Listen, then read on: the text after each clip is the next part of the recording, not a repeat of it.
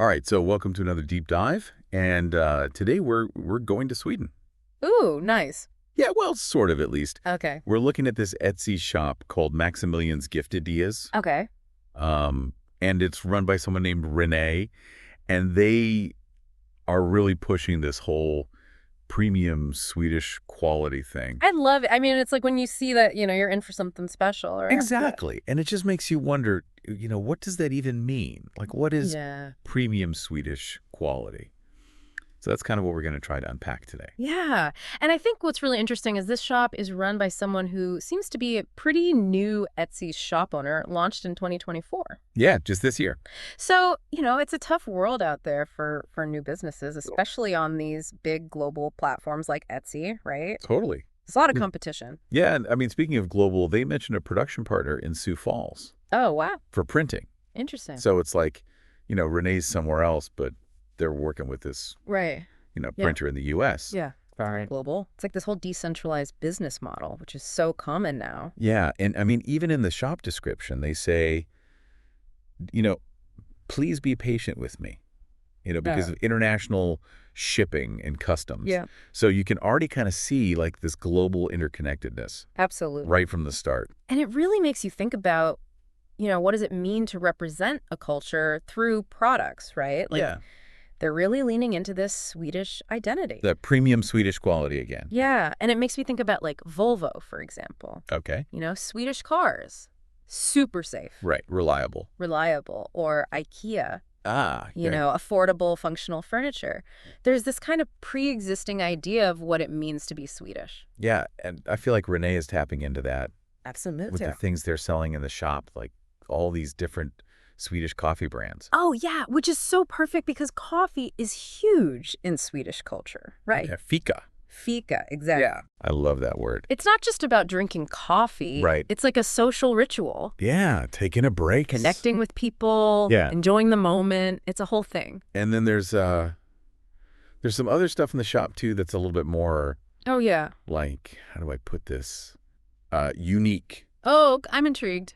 like service strumming. Oh, so surströmming, the fermented herring, right? Yeah. It's like a classic Swedish delicacy, but let's just say it's not for everyone. Yeah, it's infamous for a reason. It's pretty pungent, like Yeah, that strong fermented fishy smell. Oh, man. It's an acquired taste for sure. So I gotta wonder, is this something Renee actually expects to sell? Right. Or is it more about like showing all sides of Swedish culture, even the Yeah.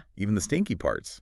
It's a good question. It's like, are they trying to cater to a global audience or stay true to their roots? Yeah, like do you want to appeal to everyone or do you want to be, Yeah. really authentic? And then there's the Los Godi. What? Los Godis. It's Swedish loose candy. Oh, okay. Like, those big bins of candy you pick and mix yourself? Yeah, okay. That's huge in Sweden, like a whole cultural thing. So it's not just candy. No, it's about choice, abundance, creating your own mix. Interesting. It's fun, it's social, it's kind of like a Swedish institution. Wow, so even candy can be like a window into culture. Absolutely. And it's interesting how they mix that with, more traditional stuff like lingonberry jam and vintage porcelain. Yeah, and then they've got like stickers and downloadable recipes too. It's a nice blend of old and new. Yeah, and it makes me think about gift giving today, right? Uh, Like you can give someone an experience of a culture, not just a thing, totally. like with those recipes. Like they have a Swedish Christmas ham recipe. Yeah, and meatballs. Oh, classic. So, no matter where you are, you can have a taste of Sweden. Yeah, it's like bringing that culture home. But then there's this one item in the shop that's a total head scratcher. Oh. What's that? It's a Jesus stick. Jesus sticker. Okay, that's a little random. Yeah, it's like, what? It really throws you off, right? Totally. It makes you wonder about Renee's strategy. Is it to appeal to a wider audience? Yeah, like maybe people who are into religious stuff. Right, or is it just a personal thing? Like maybe Renee's just really into Jesus. Yeah, it's hard to say. But speaking of Renee, we should probably address the fact that they've only made 13 sales so far. Yeah, that's pretty low, especially considering all this cool stuff they have. Right, so what's going on there? That's what we need to figure out. So let's dive into that next. Sounds good.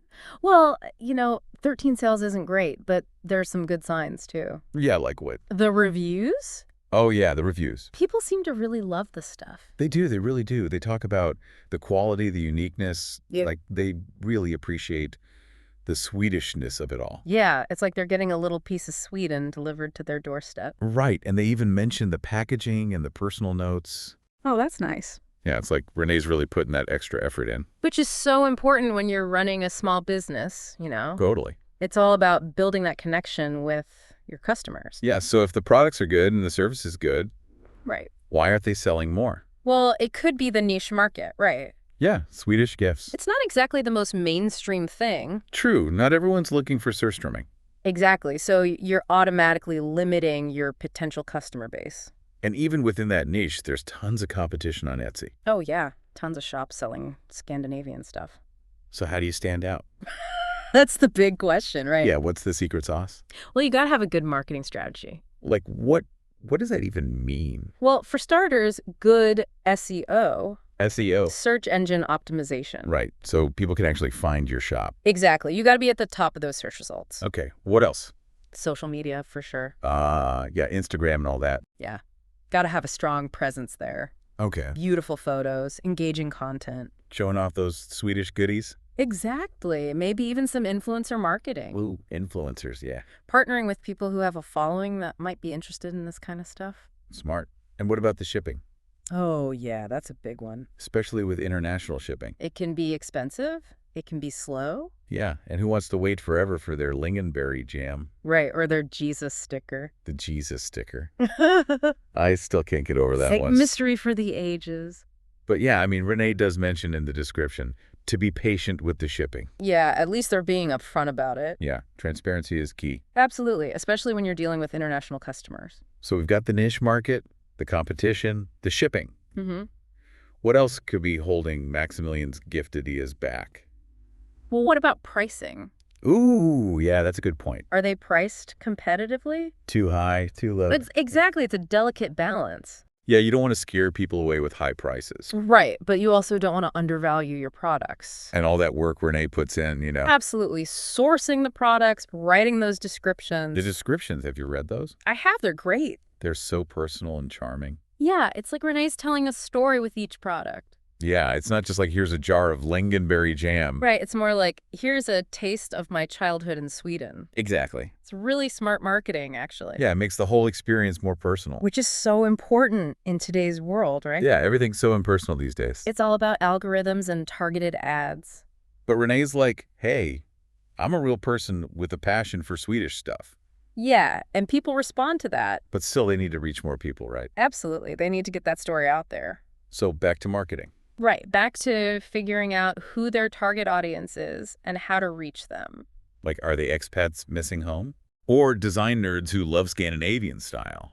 Possibly. Or just people who want to try something different? Exactly. There could be so many different types of customers. So Renee's got to figure out who those people are and where they hang out online. Exactly. And then tailor their marketing accordingly. It's like a big puzzle. It is. You got to put all the pieces together. The products, the pricing, the branding, the marketing. And then you got to understand the customer journey. Ugh, yeah. The customer journey. Okay, explain. It's like, how do people find your shop? What makes them decide to buy something? What's their experience like? Ah. Okay, so Renee needs to figure out that whole process. Exactly, from start to finish. And see if there are any roadblocks along the way. Exactly. Maybe the checkout process is too complicated.